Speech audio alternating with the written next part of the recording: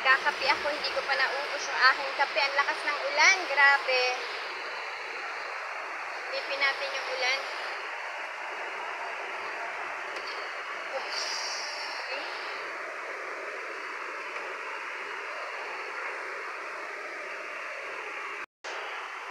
Pakulo ako ng tubig para sa thermos kasi para sa dede ni Tali mamaya baka mag-brown out. Wala akong mainit na tubig.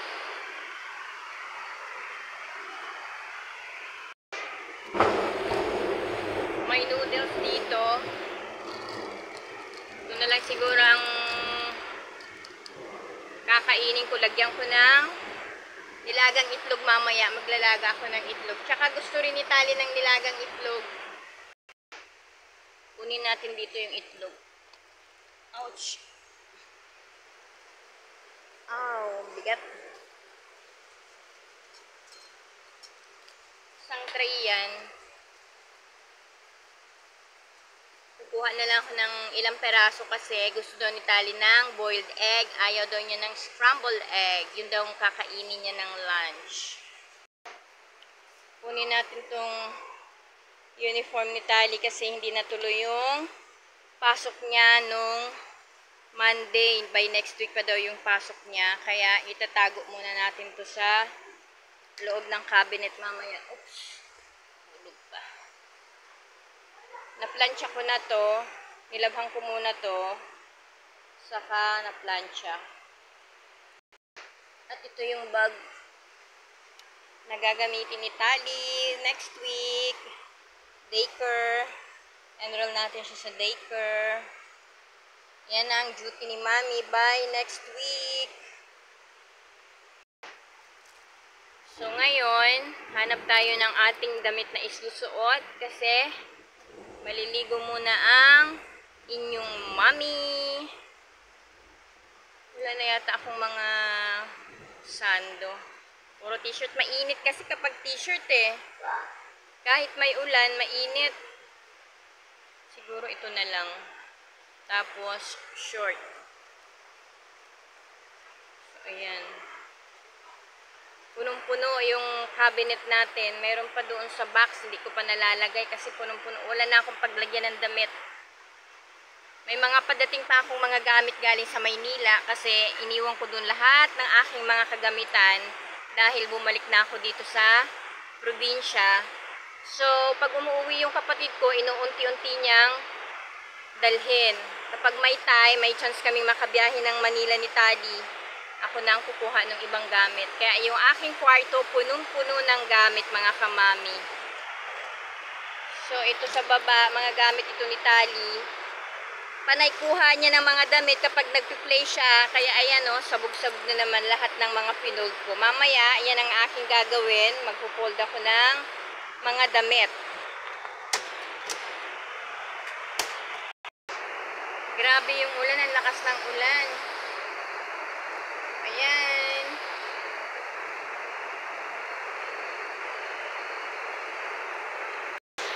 So, ito ang paligid. Super lakas ng ulan. Tsaka kumikidlat. Nagulat ako biglang kumidlat. Buti na lang, hindi naka-play. Pumasok ako agad sa bahay. Sa loob. Nagwawalis ako kanina ng mga dahon-dahon. Kaso, inabutan ako ng ulan.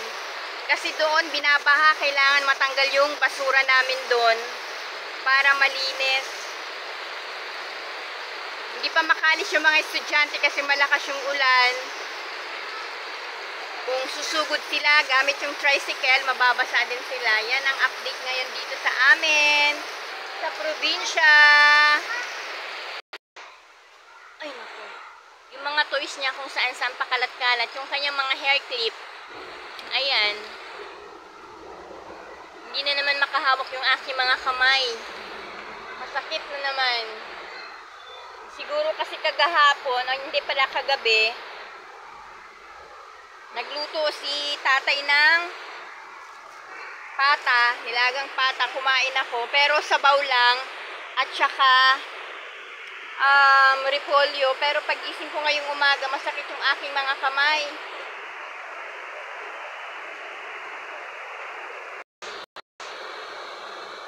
Gawa tayo ng egg.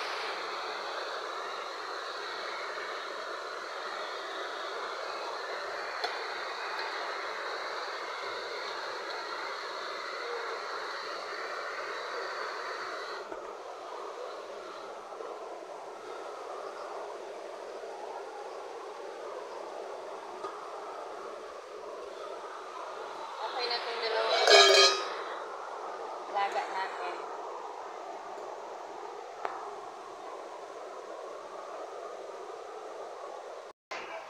What's that? The pencil nice for my school.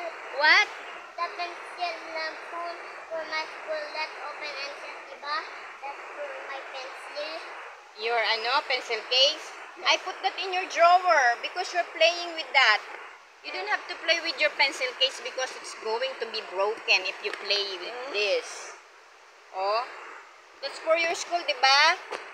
Huh? Where you going?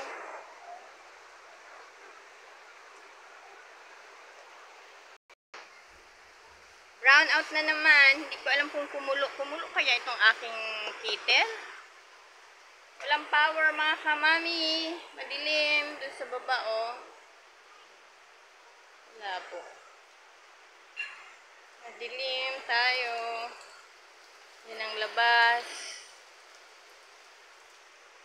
So, wala tayong ilaw. Ngayon, bumaba ako ng kwarto. Lumabas ako ng bahay kasi ang dilim, brown out. So, ito yung labas. Medyo humina na rin yung ulan. Pero malakas yung kulog at saka kumikidlat. Nakakatakot. So, ayan. Basta ang paligid.